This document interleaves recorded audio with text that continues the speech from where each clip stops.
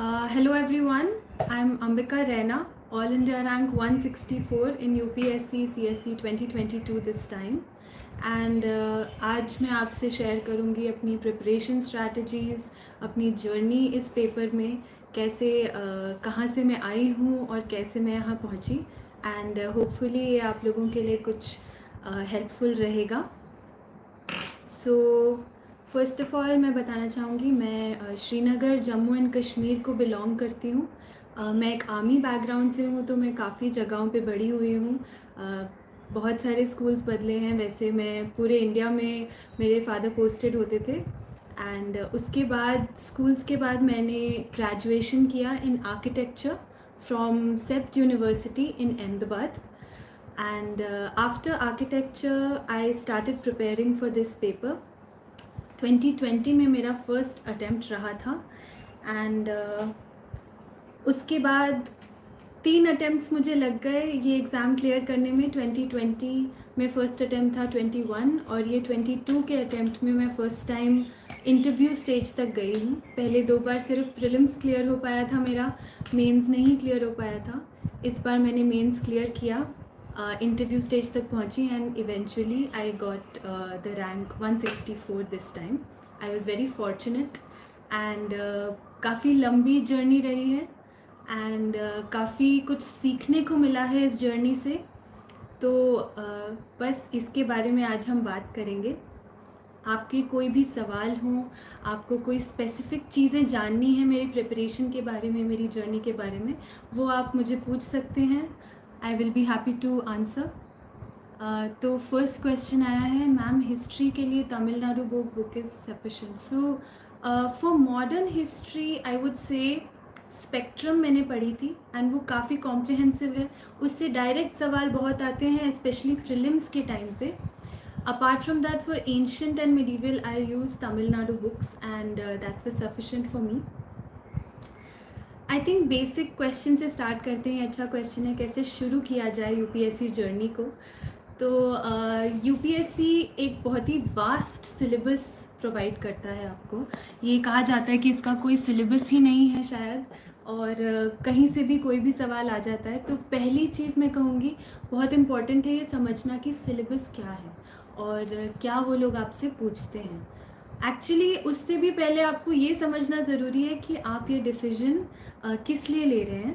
तो first of all आप अपने आप से क्वेश्चन करें कि क्या आप बहुत सीरियस हैं, क्योंकि एक टफ़ जर्नी है। और अगर आप सीरियस नहीं होंगे और आप बहुत ज़्यादा पैशनेट नहीं होंगे इसके बारे में, तो काफ़ी मुश्किल है इसको क्लियर करना। तो फर्स्टली आप अपनी रीज़न्स क्लियर रखें। सेकेंडली, आप एग्ज़ाम की तैयारी शुरू करने से पहले एग्ज़ाम को समझना ज़रूरी है, तो समझें ज़रूर इसको। उसके लिए सिलेबस यूज़ करें, प्रीवियस ईयर्स क्वेश्चंस देखें। मैंने बहुत सारे टॉपर्स टॉक्स देखे थे, ऐसे ही इसी तरह से काफ़ी सारे लाइव इंटरेक्शंस भी देखे थे, क्या ताकि मैं सीख पाऊँ कि कितनी डिफरेंट टाइप्स की जर्नीज़ रहती हैं लोगों की इस एग्ज़ाम में।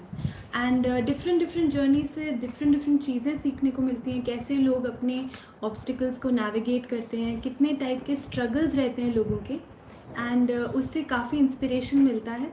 तो वो करते रहिए, देखते रहिए कि कैसे लोगों ने आपसे पहले ये चीज़ क्लियर करी है, उससे आपको काफ़ी गाइडेंस मिलेगी। तो ये पहली चीज़ हो गई। उसके बाद स्टार्ट कैसे करें। आई थिंक सबसे पहले जो इम्पॉर्टेंट चीज़ें हैं वो हैं पॉलिटी को समझना, क्योंकि इससे आपको न्यूज़पेपर रीडिंग में भी बहुत मदद होगी। न्यूज़पेपर में काफ़ी पॉलिटिकल न्यूज़ आती है, उसको कैसे फ़िल्टर किया जाए और स्पेसिफिकली यूपीएससी की तरफ से कैसे पढ़ा जाए, क्योंकि यूपीएससी पॉलिटिकल न्यूज़ नहीं पूछेगा बट पॉलिटी की बहुत क्वेश्चंस पूछता है। तो इसमें जो फ़र्क है वो आपको पॉलिटी पढ़ के ही समझ में आएगा कि क्या ये है और कैसे इसको समझा जा सकता है। मैंने अपनी सिलेबस पॉलिटी से स्टार्ट किया था, फिर हिस्ट्री पढ़ा, इकोनॉमिक्स पढ़ा, साथ साथ पैरेलली ये होता है। शुरू में बहुत सारा डेप्थ में पढ़ना मुश्किल होता है, ओवरव्यू मिल जाए ताकि न्यूज़पेपर रीडिंग थोड़ी रिफाइन हो जाए, वही काफ़ी है। सो ऐसे आप स्टार्ट कर सकते हैं। और क्या क्वेश्चंस आ रहे हैं मैं देखूँ आपके। पीवाईक्यूज़ को कैसे एनालाइज करें। तो प्रीवियस ईयर्स क्वेश्चंस एक बहुत ही इम्पॉर्टेंट इंसाइट देता है आपको यूपीएससी के दिमाग से, लाइक वो कैसे सोच रहे हैं, एग्जामिनर कैसे क्वेश्चन सेट कर रहा है कौन से एरिया से, इससे बहुत मदद मिलती है। तो आप ऐसा कर सकते हैं, रैंडमली पढ़ने की ज़रूरत नहीं है। आई थिंक अगर आप अच्छा, सो रैंडमली पढ़ने की ज़रूरत नहीं है। अगर आप सिलेबस के हिसाब से पढ़ें, मैंने कुछ कोचिंग इंस्टीट्यूशंस कंपाइलेशंस बनाते हैं कि इस सिलेबस के टॉपिक से पिछले 5 साल में क्या क्वेश्चंस आए हैं, इस पर्टिकुलर टॉपिक से पिछले 5 साल में क्या क्वेश्चंस आए हैं, उस हिसाब से आप उसको पढ़ें। पर्टिकुलर सिलेबस का टॉपिक देखें, उसमें कौन से रीजन से कैसे टाइप के सवाल आ रहे हैं वो समझने की कोशिश करें, सो दैट आपको पता चले कि यूपीएससी किस टाइप के सवाल पूछ रहा है हर एरिया से। वो एरिया तो बहुत वास्ट हो सकता है। अगर एग्जीक्यूटिव का एरिया देखा जाए पॉलिटी में, एक एग्जाम्पल की तरह लेना चाहूँगी, तो एग्जीक्यूटिव के बारे में यूपीएससी एग्जैक्टली क्या पूछ रहा है, instead of going in all the breath and width and depth of the topic, you should refine your study to the portion that UPSC is asking you, so that your preparation is very relevant. So PYQs को इस तरह से आप use कर सकते हैं to understand कि किस एरिया से what kind of question is coming. Job के साथ कैसे प्रिपेयर कर सकते हैं, तो ये आई थिंक मैं आपको नहीं बता पाऊँगी, क्योंकि मैंने जॉब नहीं करी। अपनी प्रिपरेशन के टाइम में घर पे ही थी एंड मेरे पेरेंट्स ने मुझे सपोर्ट किया। तो I am pretty sure job के साथ प्रिपेयर करना बहुत ही टफ़ होगा, क्योंकि बिना जॉब के प्रिपेयर करना ही इतना टफ़ है, तो जॉब के साथ तो ऑब्वियसली आपके प्रेशर्स बढ़ जाते हैं। बट ऐसा नहीं है कि लोगों ने पहले क्लियर नहीं किया है। आप देखें टॉपर्स की जर्नीज़, बहुत सारे ऐसे टॉपर्स रहे हैं जिनकी जॉब के बाद बच्चों के साथ ऐसे भी उन्होंने प्रिपेयर किया है। तो ये जर्नीज़ बहुत इंस्पिरेशनल हैं, आप उनसे गाइडेंस लें और उस हिसाब से अपना टाइम मैनेज करें।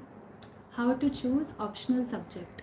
सो मेरा जैसे ग्रेजुएशन सब्जेक्ट आर्किटेक्चर में था, and architecture is not a subject in UPSC, तो I had to select totally new subject for my optional. तो मैंने कैसे किया वो मैं आपको बता सकती हूँ। I went for reading of the syllabus of the optional. I try to understand कि किस टाइप्स के ऑप्शनल्स हैं, स्पेशली जो थोड़े जनरल ऑप्शनल्स हैं जो टेक्निकल नहीं है, जैसे सिविल इंजीनियरिंग या मेडिकल साइंस, तो ऑब्वियसली मैं नहीं ले सकती थी। But political science, sociology, anthropology also to a certain extent, even psychology और फिलॉसफी भी मुझे काफ़ी इंटरेस्टिंग लगा था। तो इनके मैंने पुराने जो क्वेश्चंस हैं वो उठा के देखे। मैंने देखा कि किस टाइप के क्वेश्चंस पूछे जाते हैं, कैसे मुझे प्रिपेयर करना पड़ेगा इसके लिए, तो वो मैंने देखा। उसके बाद आई थिंक 2 चीज़ें बहुत इंपॉर्टेंट रहती हैं। इट्स नॉट जस्ट कि आपको सिलेबस में इंटरेस्ट हो, but also that optional has resources available, कि आपके पास टीचर अच्छा हो, क्योंकि ऑप्शनल थोड़ा डेप्थ में पढ़ना पड़ता है। सो उसके लिए रिसोर्सेज इंपॉर्टेंट होते हैं, गाइडेंस इंपॉर्टेंट होती हैं। टेक्निकल होता है थोड़ा सा, तो गाइडेंस और इम्पॉर्टेंट हो जाती है। तो आपके पास रिसोर्सेज अवेलेबल हों। उसके पहले ऑप्शनल अच्छा कर रहा हो, ये भी थोड़ा इम्पॉर्टेंट फैक्टर है कि फ़िलॉसफ़ी आपने ले लिया बट आपको फ़िलॉसफ़ी का कुछ पता नहीं है, कोई ज़्यादा रिसोर्सेज अवेलेबल नहीं, तो आप कैसे प्रिपेयर करोगे, तो ये भी इम्पॉर्टेंट हो जाता है। एंड सबसे इम्पॉर्टेंट होता है कि आप उस ऑप्शनल को एक एक्सटेंडेड पीरियड ऑफ टाइम के लिए डेप्थ में पढ़ पाएँ। तो मेरा इंटरेस्ट इंटरनेशनल रिलेशंस में काफ़ी था, and that's why I selected PSIR। Newspaper में हिंदू सफिशेंट है क्या? हिंदू मैं 2 न्यूज़पेपर पढ़ती थी, Indian Express and the Hindu. And Hindu काफ़ी कॉम्प्रिहेंसिव है। I would say that if you are reading it from end to end, then it is quite a good newspaper to read. You can supplement it by occasional reading of Indian Express, क्योंकि उसमें IR का portion काफ़ी अच्छा आता है, सी राजा मोहन के articles होते हैं, इवन पॉलिटी पोर्शन अच्छा आता है, प्रताप भानु मेहता जी के आर्टिकल्स होते हैं। So that way you can do a little bit of selective reading of Indian express also, but Hindu is a good news paper two read. What else? Coaching की कितनी importance है? Prelims smart strategy, okay. Coaching मैंने सिर्फ optional के लिए ली थी, वो भी सिर्फ क्रैश कोर्स टाइप्स कोचिंग ली थी मैंने। तो GS के लिए मैंने कोई कोचिंग नहीं ली थी। सिर्फ 3rd अटेम्प्ट में मैंने ऐसे और एथिक्स के लिए गाइडेंस ली थी मनोज झा सर से, जो GS कोर में है। एंड वो काफ़ी इम्पॉर्टेंट थी क्योंकि मेरा स्कोर अटक गया था। तो आप इस हिसाब से पर्सनलाइज तरीके से देख सकते हैं। कोचिंग इम्पॉर्टेंट हो जाती है अगर आपके पास कोई गाइडेंस अवेलेबल नहीं है, कोई पीयर ग्रुप नहीं है, तो रिसोर्सेज अवेलेबल होना इम्पॉर्टेंट होता है इस एग्ज़ाम में। आपको अगर कोई बैकग्राउंड नहीं है, जैसे अगर आप इंजीनियरिंग या मेडिकल साइंस बैकग्राउंड से, तो थोड़ा हेलो या तो आप ऐसा ना करें कि आप सिर्फ कोचिंग पे डिपेंडेंट रहें, आप सेल्फ स्टडी करते रहें। आप इम्पोर्टेंस दें कि आप रिवाइज़ करें उस चीज़ को जो आपको कोचिंग में पढ़ाई है। और अगर आप दिल्ली में नहीं रहते हैं, अगर आप किसी रिमोट एरिया में रहते हैं, तो बहुत सारे ऑनलाइन कोर्सेज भी अवेलेबल हैं in case you need coaching. Otherwise self study is also enough. I have prepared with self study, so I would say that it's possible. Advantages for architects, not really. ऐसा कुछ नहीं है, advantage कुछ नहीं होता है। UPSC एक बहुत बड़ी लेवल प्लेइंग फील्ड है, इसमें सब इक्वली अंदर आते हैं, इक्वली वुंडेड होते हैं इस बैटल फील्ड में। सो ऐसा कोई वो नहीं है। Prelims strategy, so prelims I think सबसे ज़्यादा इस एग्ज़ाम का कॉम्प्लेक्स तो नहीं कहूँगी, बट बहुत ही अनप्रिडिक्टेबल पार्ट है इस एग्ज़ाम के लिए। सो प्रीलिम्स को टैकल करना बहुत इंपॉर्टेंट है, बिकॉज अगर आपकी प्रीलिम्स नहीं हुए तो आप आगे ही नहीं बढ़ पाएंगे। So then I would say I was able to clear prelims all 3 times, even though मैं ऐसा नहीं क्लेम करूँगी कि मैं बहुत ज़्यादा अमेजिंग हूँ प्रीलिम्स में, because all 3 times I could only clear it by about 2 or 3 marks। I think maximum 4 marks से ज़्यादा मेरा कट ऑफ के ऊपर नहीं गया है score.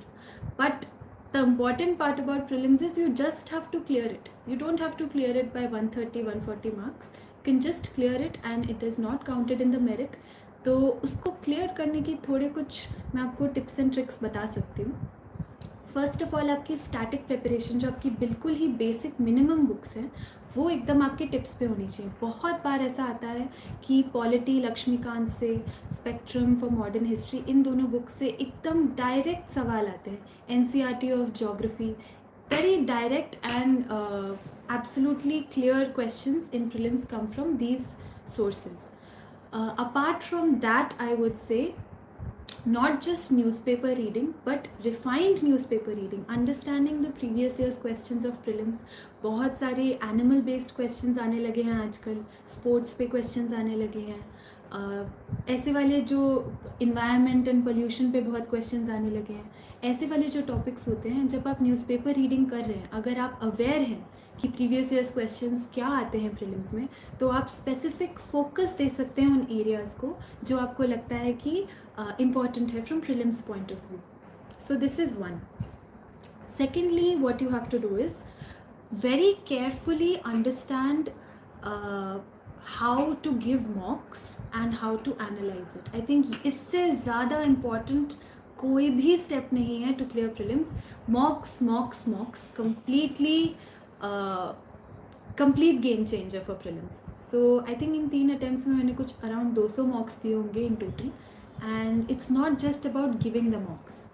Giving the mocks is one thing. One is you have to with discipline give mocks. At least अगर आपको prelims clear करना है, I would say at least आपको 30 to 40 mocks तो लगाने ही चाहिए। अगर आपको श्योरिटी के साथ क्लियर करना है कि हाँ मेरा तो इस बार होके ही रहेगा, तो आप 30-40 मॉक्स अगर आप लगा रहे हैं और ऑनेस्टी के साथ, इंटेग्रिटी के साथ उसको एनालाइज कर रहे हैं और सीख रहे हैं उससे हर बार, तो आई एम श्योर आपके लिए काफ़ी आसान रहेगा to clear prelims. Now mocks को एनालाइज कैसे करना है? See, when we are giving an answer to a question, there is a certain thought process that goes in our mind. There's a certain way of thinking that we have. And if the question, if the answer is wrong, then you have to go back to your thought process. आपको सीधा source पे जाना है। उस time आपने सोचना है, जब आप एनालाइज करें, कि मैंने ये आंसर देते हुए क्या सोचा था और मैं कहाँ गलत गया और मुझे कैसे अपनी सोच को बदलना है, कैसे अपनी थॉट प्रोसेस को फाइन ट्यून करना है। जब आप बार बार बहुत सारे क्वेश्चंस में ऐसा करेंगे, तो आप पाएंगे कि आपकी थॉट प्रोसेस धीरे धीरे मोल्ड होती जा रही है towards giving the right answer. So prelims के लिए मॉक्स, giving मॉक्स, and more important than that, analysing your papers is very very important. Okay, और क्या क्वेश्चंस आ रहे हैं? इंटरव्यू की importance. Interview is one of the most important नहीं actually fun parts of this journey, I would say. I was fortunate that this time I could clear and got to the interview stage because बहुत अच्छी feeling आती है, थोड़ा scary भी होता है because you're facing such distinguished people on the panel and you have to answer to them who are so knowledgeable and they have so much of life experience, so it's a little bit intimidating, but it's a very good experience. You get to know about yourself so much, you get to know about your opinions so much, you think about things, introspection करते हो, तो ये पूरी journey काफ़ी enjoyable होती है. How many hours would I study? Honestly, not so many. आप ऐसे देखते होंगे, ऐसे न्यूज़ में बहुत आता है कि 17-18 घंटे पढ़ते हैं यूपीएससी क्लियर करने के लिए. मैंने शायद ही इतना कभी पढ़ा हो. शायद प्रीलिम्स और मेंस से बिल्कुल पहले हो जाते थे शायद 16-17 घंटे, बट वो बहुत ही कम दिन थे जब ऐसा हुआ. On a regular basis I would से 6 to 8 hours I would study.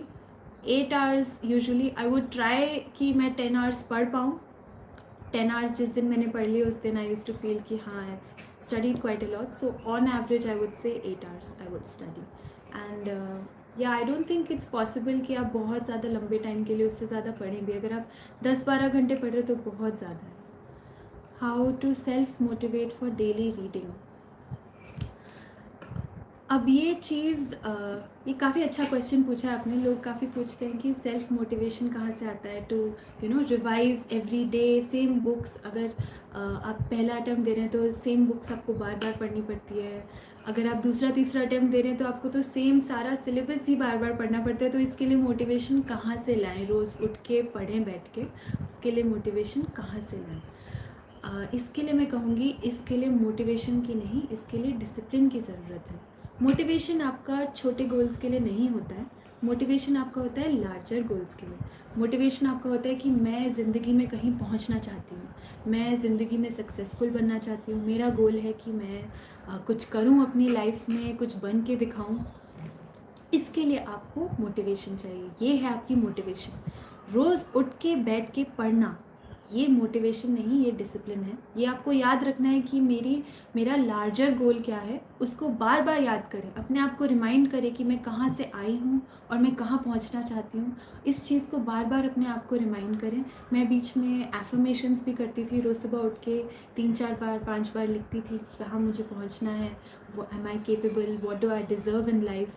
तो इससे आपको कॉन्स्टेंटली एक रिमाइंडर मिलता रहता है कि आप क्यों कर रहे हैं ये. क्योंकि ये छोटी मोटी चीज़ों में जब आप फंस जाए ना कि अरे मुझे तो लक्ष्मीकांत दूसरी बार रिवाइज़ करनी है, चौथी बार रिवाइज़ करनी है, तो आप लार्जर गोल को कभी कभी भूल जाते हैं कि मैंने ये शुरू ही क्यों किया था. तो उसमें ना उलझें, रोज़ रोज़ की छोटी छोटी चीज़ों में ना उलझें. आप अपने आप को मोटिवेटेड रखें with your larger goal in mind. With your motivation you can build discipline. So उससे आप रोज़ आपको थोड़ा थोड़ा पढ़ते रहना है और कंसिस्टेंसी से ही ये एग्ज़ाम पास होता है. और क्या क्वेश्चंस हैं यहाँ? I am so glad that everyone is asking such relevant questions and I am able to answer these questions because बहुत इंपॉर्टेंट होती है. थोड़ा थोड़ा किसी का गाइडेंस मिलता रहे. मुझे याद है मैं भी बहुत लॉस्ट फील करती थी जब मैं पढ़ाई कर रही थी. पूछ रहे हैं इज़ 1 attempt इनफ? वो डिपेंड करता है आप पे, आप कितना. बहुत सारे लोग हैं जो पहले अटैम्प्ट में क्लियर कर जाते हैं एंड बहुत रिस्पेक्ट है मुझे उन लोगों के लिए, क्योंकि आपको बहुत ही रिगोरस तरीके से पढ़ना पड़ता है और एक स्ट्रेटेजिक तरीके से अपनी जर्नी को प्लान करना पड़ता है. And definitely it's doable if you have the motivation and discipline. It's doable. How to revise? So revision के लिए दो तीन तरीके हैं. एक है अगर आप नोट्स बनाते हैं अपने खुद के. आप अगर नोट्स बनाएंगे तो डेफिनेटली रिवीजन करना इजी हो जाता है, क्योंकि अपनी हैंड राइटिंग में अपने हिसाब से पढ़ना थोड़ा इजी होता है rather than from direct sources. But कुछ बुक्स से मैंने नोट्स बनाए थे. ज्योग्राफी के नोट्स बनाए थे मैंने, इकोनॉमिक्स के नोट्स बनाए थे जो बार बार शॉर्ट में मैं पढ़ सकती थी. एंशिएंट और मिडीवल इंडिया के नोट्स बनाए थे. बट कुछ सब्जेक्ट्स जैसे कि लक्ष्मीकांत है, स्पेक्ट्रम है, ये बहुत ही इंपॉर्टेंट सोर्सेज हैं और इनको ये ऑलरेडी मुझे लगता है एक नोट्स फॉर्म में है. ये दोनों बुक्स, बिकॉज एक एक लाइन इतनी इंपॉर्टेंट हो जाती है कि इसको शॉर्टन कैसे करें मुश्किल है। तो इन बुक्स को तो आपको बार बार पढ़ना ही पड़ेगा, because recall value is of a lot of importance in UPSC. If you know something but you cannot recall it at the right moment, there's no point of knowing it. आप इस exam को सिर्फ knowledge gain करने नहीं आ रहे हैं, एक purpose से आ रहे हैं, आपको मार्क्स लेने हैं, आपको मेरिट में आना है ताकि आप बने IAS, IFS, IPS जो भी आप बनना चाहते हैं। तो वो चीज़ ज़रूर याद रखें, सिर्फ नॉलेज इंक्रीज़ करना इंपॉर्टेंट नहीं है, मार्क्स इंक्रीज़ करना इंपॉर्टेंट है। मार्क्स इंक्रीज़ करने के लिए आपको टैंजिबल मेमोरी चाहिए, टैंजिबल मेमोरी के लिए आपको रिविजन करना इंपॉर्टेंट है। Resources for GS papers, okay. So GS papers के लिए आई थिंक एक बहुत ही कॉम्प्रिहेंसिव लिस्ट बन सकती है if you look at the syllabus. I think I will share that on my Telegram channel. It's very long discussion. For prelims, I had a very minimum book list. I had Lakshmikant for polity. I had Spectrum for modern history. Tamil Nadu books for ancient and medieval history. Geography के लिए I used NCRTs and एक रजतनिल ma'am के lectures हैं YouTube पे, वो use किए थे। Economics के लिए I only used मृणाल के notes and videos. Art and culture के लिए नितिन सिंघानिया सर की एक बुक है, बहुत ही अच्छी बुक है, बहुत कॉम्प्रिहेंसिव है, वो यूज़ करी थी। एंड 11th क्लास की NCRT भी है आर्ट एंड कल्चर के लिए, फाइन आर्ट्स की। देन इन्वायरमेंट के लिए मैंने शंकर की बुक यूज़ करी थी, that was quite comprehensive, and this was the minimum book list that I used for prelims. Apart from this I used vision IAS के मंथली कंपाइलेशंस आते हैं, वो यूज़ किए थे। एंड PT 365 मेंस 365 होती है जो प्रीलिम्स और मेंस के पहले आती है for current affairs compilations, and that was my very minimum source. For mains जो बुक लिस्ट रहती है वो थोड़ी सी एक्सपैंड हो जाती है, बिकॉज टॉपिक्स अलग अलग का एक कोई सोर्स नहीं है to study. And for that जैसे गवर्नेंस सेक्शन हो गया, IR सेक्शन हो गया, इकोनॉमिक्स में पॉवर्टी एंड हंगर वगैरह हो गया, so many things are there, and for that I will let you know my book list also. Internet का काफ़ी यूज़ कर सकते हैं, मैंने भी बहुत यूज़ किया था इंटरनेट का। Ma'am too much writing, smart writing gain more marks. So once again I would say एक टू pronged process है, whether for prelims or for mains. For both of them simultaneous preparation is important. One is theory and one is practical. ये हर चीज़ में होता है। theory is आपकी जो भी static books हैं, आपका current affairs हैं, आप पढ़ते रहें, revise करते रहें। जो practical part है which is practicing, which is for prelims it's mocks and for mains it's answer writing. सो अगर आप आंसर राइटिंग नहीं करेंगे प्रैक्टिस, तो आप फाइनल डे पे रिप्रोड्यूस नहीं कर पाएंगे जो भी आपने प्रैक्टिस किया, जो भी आपने याद किया है या जो भी आपने पढ़ा है। तो आंसर राइटिंग बहुत इंपॉर्टेंट हो जाती है। आई यूज़ टू फॉलो इनसाइट्स का एक वो आता है current affairs daily answer writing का, तो वो जो उस दिन के एडिटोरियल्स वगैरह रहते हैं डिफरेंट पेपर्स में, उसका लिंक देते हैं, वो आप पढ़ सकते हैं एडिटोरियल्स, एंड उसके ऊपर बेस्ड एक आंसर आप प्रैक्टिस कर सकते हैं। So I was not very regular with this, but I use to try कि हफ्ते में एटलीस्ट 2-3 बार मैं ऐसे प्रैक्टिस करूँ 4-5 questions, so that I am in touch with writing. क्योंकि राइटिंग में बहुत और चीज़ें आ जाती हैं, स्ट्रक्चरिंग कैसे करनी है, इंट्रोड्यूस कैसे करना है, क्या क्या चीज़ें आपको कॉम्पोनेंट्स इंक्लूड करने हैं in the body part, how to enhance your answer with more things like flowcharts, committee reports, statistics, diagrams, maps, etc. So this kind of content enrichment is very important. PSIR paper strategy. So PSIR के लिए मैंने सिर्फ और सिर्फ Shubhra ma'am के notes use किए हैं, और शुभ्रा मैम की जो क्रैश कोर्स की क्लासेस हैं वो यूज़ करी हैं। बहुत लोग बोलते हैं कि OP गौबा पढ़नी चाहिए, एंड्रू हेवुड वगैरह, बहुत लोग अलग अलग सोर्सेज यूज़ करते हैं, but I think because I was a complete newcomer to this subject and I did not have any previous knowledge. मेरे को लगा कि इतना ही मैं समझ लूँ और प्रैक्टिस कर लूँ उतना काफ़ी होगा, तो मैंने सिर्फ और सिर्फ शुभ्रा मैम के नोट्स यूज़ करें। उससे मैंने अपने खुद के शॉर्ट नोट्स बनाए थे with keywords and all, because PSIR में जो टेक्निकलिटी है वो बहुत इंपॉर्टेंट हो जाती है। जैसे आप पॉलिटिकल थिंकर्स को कोट कर रहे हैं, आप उनके कीवर्ड्स को कोट कर रहे हैं, आप आर्टिकल्स वगैरह कोट कर रहे हैं IGP में, ये सारी चीज़ें बहुत इंपॉर्टेंट हो जाती है, जजमेंट केसेस वगैरह। सो इनको याद करने, बिकॉज ये दिमाग से निकलते रहते हैं अगर आप इनको रिवाइज़ ना करें तो इनको याद करने के लिए मैंने अपने खुद के शॉर्ट नोट्स बनाए थे, एंड वो भी मैं अपने टेलीग्राम चैनल पे, इंस्टाग्राम चैनल वगैरह पे शेयर करने वाली हूँ. सो आप उनको भी यूज़ कर सकते हैं. Did I make digital notes or notes in copies? I tried making digital notes quite honestly, but मैं comfortable नहीं थी उसमें. I think मैं कॉपी में पेन से खुद से लिख के ज़्यादा comfortable हूँ, तो मैंने वैसे ही नोट्स बनाए, मैंने डिजिटल नोट्स नहीं बनाए. For interview, I made digital notes because for interview, the thing is that you have to talk about yourself. You have to know about yourself, your own background. आपने आज तक क्या क्या किया है अपनी लाइफ में, क्या क्या डिसीजंस लिए हैं, क्या क्या आपका बैकग्राउंड रहा है, चाहे वो आपकी स्टेट है, चाहे वो आपका ग्रेजुएशन सब्जेक्ट है, जो भी है आपका वर्क एक्सपीरियंस है, उसके बारे में बहुत सारी चीज़ें आपको जाननी पड़ती हैं. तो इंटरव्यू के लिए मैंने अपने डिजिटल नोट्स बनाए थे, क्योंकि मैं उसमें कॉन्स्टेंटली ऐड कर सकती थी related to current affairs. So that becomes very easy in digital notes if you can keep on adding and keep on making them more and more refined.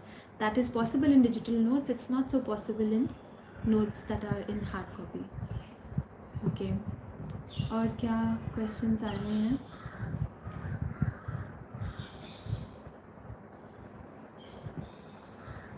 Switzerland में क्या काम करते थे? Okay. I was an architect, so I was interning actually. It was during my graduation that I was in Switzerland. I worked with a pharmaceutical architecture company. तो वो लोग बायोलैब्स वगैरह ऐसे बनाते थे चीज़ें, उसमें मैं उनकी मदद करती थी. Taken any offline coaching? सो ऑफलाइन कोचिंग मैंने PSIR के लिए ली थी, GS के लिए नहीं ली. एंड मैं सजेस्ट करूँगी कि ये वाला डिसीजन जो है आपका, वो आप अपने आप को जानते हुए लें. अगर आप सेल्फ स्टडी कर सकते हैं, अगर आप अपने पेस पे पढ़ सकते हैं, अगर आपको अपने हिसाब से पढ़ाई करनी है, अगर आप अपनी स्ट्रैटेजी सही से बना सकते हैं, अगर आपको गाइडेंस की अवेलेबिलिटी है, तो डेफिनेटली आप अपना प्रिपरेशन बिना कोचिंग के ले सकते हैं. बट अगर आपको नहीं है और आप नहीं जानते कि आगे क्या करना है, तो कोचिंग एक बहुत अच्छा टूल बन जाता है to understand how to go about things. CSAT.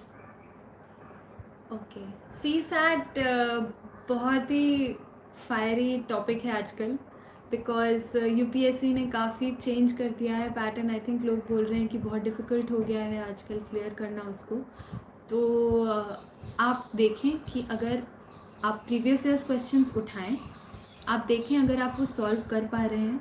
If you are well over the cut off, अगर जैसे 66 मार्क्स या कितना आपका कट ऑफ होता है, अगर आपका 100 के ऊपर जा रहा है, आप आराम से क्लियर कर पा रहे हैं cut off with a lot of margin, then I don't think you have to worry about it. Then it's okay, you don't have to prepare so much, because ये चीज़ सिर्फ आपको क्लियर करनी है over the cut off. Not even an arbitrary cut off, but वो already बताया गया कि ये कट ऑफ है. अगर आप उससे ऊपर आ रहे हैं तो आपको और कुछ करने की ज़रूरत नहीं है.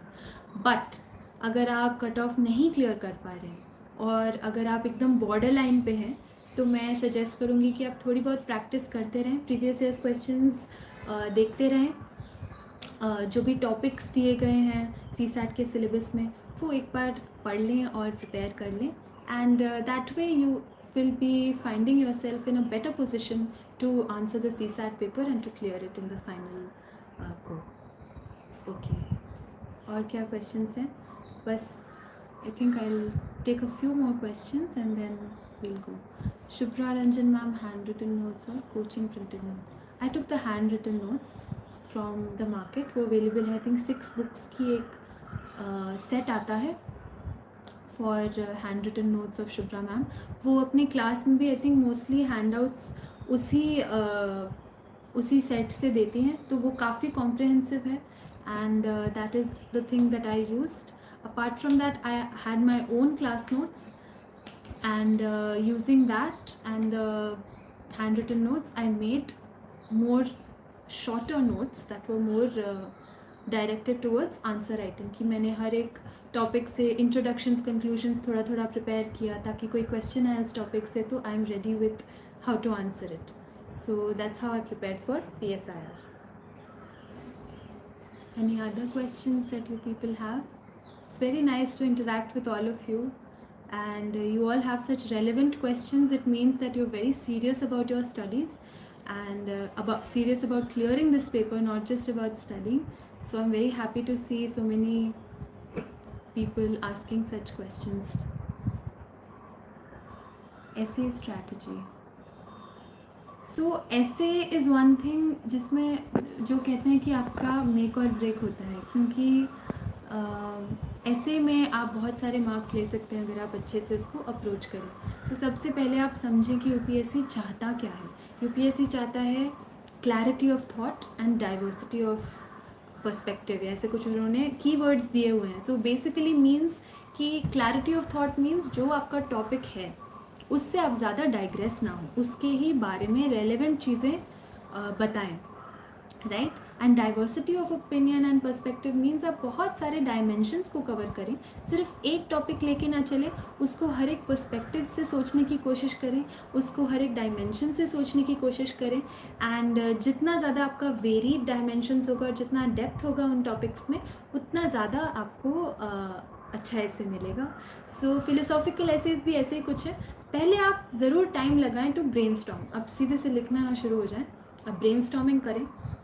कैसे जो भी उन्होंने सवाल पूछा है उसके कीवर्ड्स क्या हैं, क्या वो पूछना चाह रहे हैं, exactly what they mean. If you're not able to understand the sentence itself, then I would say that don't attempt that particular essay, because it's very important कि आप उस सेंटेंस को समझ पाएँ. तो 2-3 बार पढ़ें उसको, कीवर्ड्स मार्क करें, लिखें अपनी लैंग्वेज में कि क्या वो पूछना चाह रहे हैं. उसके बाद आप ब्रेनस्टॉर्मिंग स्टार्ट करें. जो भी आपके दिमाग में आइडिया आता है, जितने भी आपके पास थॉट्स आते हैं, वो आप लिख सकते हैं. ब्रेन बहुत ही कमाल की चीज़ है. ज़बरदस्त स्ट्रीम ऑफ थॉट शुरू हो जाती है, तो एक के बाद एक आइडिया आते रहते हैं. अपने आप को रोके ना, एकदम अनहिंडर्ड लिखते चले जो भी आपके दिमाग में आइडियाज़ आ रहे हैं. So that once you have a bank of whatever is relevant, then you can structure it well and then you can formulate a very good essay. So that's what I was doing. I would write down all my thoughts related to the topic, and then I would come to the structuring कि इसको कैसे हम अलग अलग dimensions के through mention कर सकते हैं. सोशल, पॉलिटिकल, एनवायरनमेंट, इकोनॉमिकल, जितने भी डायमेंशंस मैं सोच सकती थी, सारे के सारे मैं कवर करने की कोशिश करती थी without going too far away from the topic. Because just for the sake of adding dimensions, it's not recommended that you astray from the topic and go into dimensions that are not even necessary or not even asked about. So इन दोनों चीज़ों का ध्यान दें, clarity of thought and diversity of perspective, और फिर आपके answers काफ़ी refined हो जाएंगे. Okay.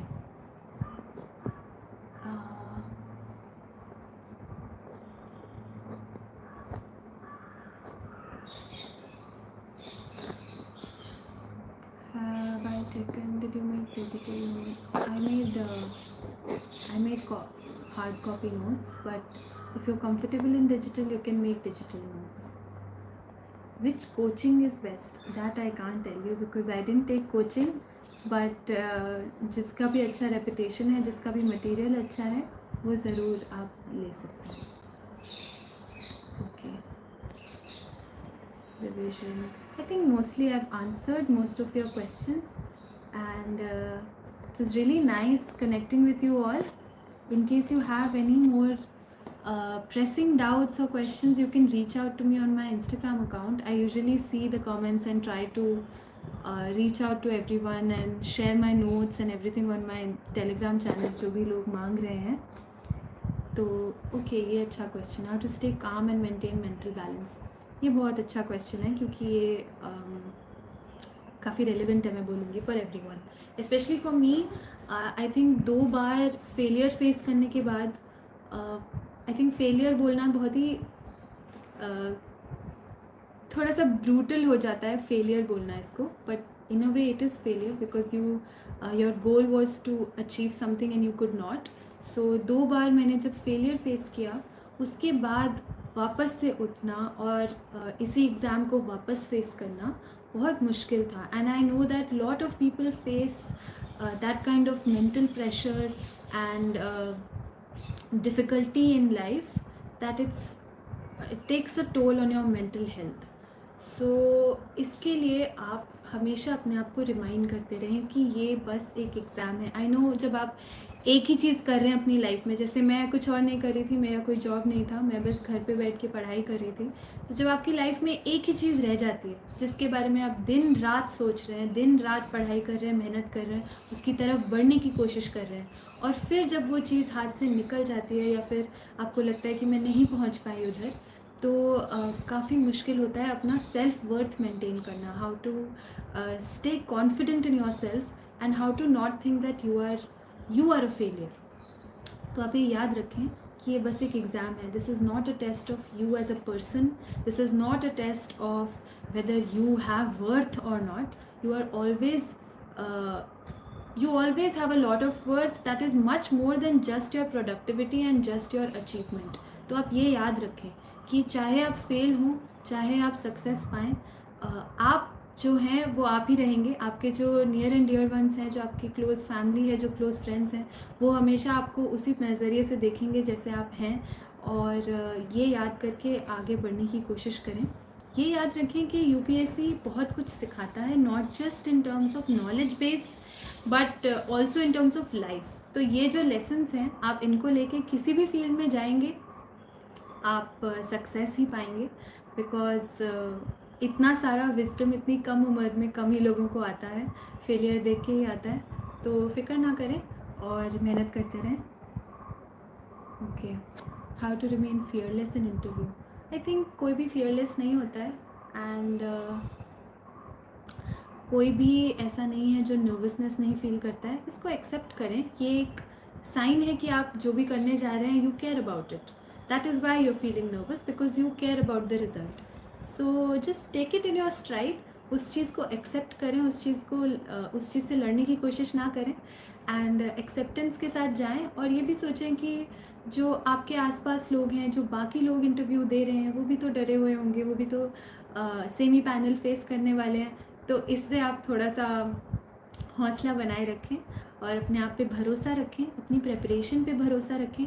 आप जब इंटरव्यू तक पहुंचते हैं तो वही अपने आप में बहुत बड़ी बात होती है कि आप इतने सारे लेवल्स क्लियर करके 10-15 लाख लोग ये एग्ज़ाम देते हैं। प्रीलिम्स में बस 10-15 हज़ार लोग निकलते हैं, उसके बाद मेंस में तो 2-3 हज़ार लोग ही निकल पाते हैं। एंड आप अगर इतने सारे लोगों से छट के आए हैं तो ये अपने आप में बहुत बड़ी बात है। तो इंटरव्यू से ना डरें, वो बहुत ही मज़ेदार पार्ट है इस एग्ज़ाम का। रिलेशनशिप कैसे मेंटेन करें, किसका रिलेशंस, क्या आप फैमिली रिलेशंस, फ्रेंड रिलेशंस, ये सारे बहुत अलग अलग टाइप्स के रिलेशंस होते हैं। आपके पर्सनल रिलेशंस भी हो सकते हैं। तो ये सारी चीज़ें आई थिंक साथ साथ चलती रहती हैं प्रिपरेशन के, और आपको इन पे भी ध्यान देना है क्योंकि आपकी मेंटल हेल्थ के लिए ये सारी चीज़ें भी बहुत इम्पॉर्टेंट हैं। तो उन पे भी ध्यान दें, उनको इग्नोर ना करें। शुरू में मैंने अपना फ़ोन दे दिया था 1 साल के लिए, मैं बिल्कुल ही आइसोलेटेड थी, तो वो अच्छा नहीं था फॉर माई मेंटल हेल्थ। तो अपने आप को जानें। अगर आपको ज़रूरत है कम्युनिटी की, अपने क्लोज़ फ्रेंड्स की, क्लोज़ लोगों की सपोर्ट की, तो अपने आप को आइसोलेट ना करें, उनसे टच बनाए रखें और हौसला लेते रहें।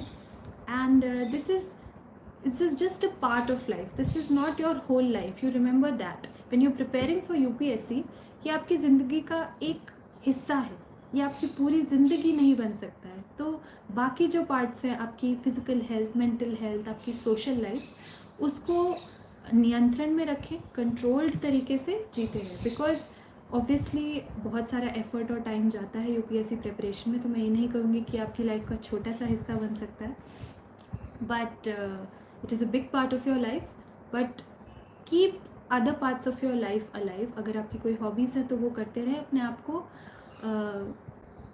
आप को खुश रखें, तभी आपकी प्रिपरेशन अच्छे से हो पाएगी। Fear of missing out, I think आप ये चीज़, एक मूवी बहुत मुझे अच्छी लगती है, ये जवानी है दीवानी, उसका एक डायलॉग है कुछ भी करो, जहाँ भी जाओ, कुछ ना कुछ तो मिस होगा ही। तो अगर आप इतनी बड़ी चीज़ कर रहे हैं, अगर आप यूपीएससी के लिए प्रिपेयर कर रहे हैं और आप कहीं पहुँचना चाहते हैं ज़िंदगी में, तो कुछ ट्रिप्स दोस्तों के साथ, कुछ मस्तियाँ, पार्टियाँ शायद आपकी मिस हों, बट आपकी लाइफ कितनी अच्छी हो जाएगी आप याद करके थोड़ी सी चीज़ सेक्रीफाइस कर दें, तो कुछ ना कुछ तो मिस होता ही है लाइफ में. आपकी जो प्रायोरिटीज़ हैं आप उसके हिसाब से करें, and I am sure that you will do well. Thank you so much for having me, and thank you so much to UPSC Time also for inviting me for this session. It was a very nice session. I had a very good experience with all the aspirants. Thank you for asking such relevant questions, and all the best for your preparation. And आप करते रहें मेहनत, and अपनी life को अच्छा बनाने की कोशिश करते रहें इसी तरह से, ऑनेस्टी के साथ, मोटिवेशन के साथ पढ़ते रहें, आगे बढ़ते रहें. And all the best to you all. Thank you.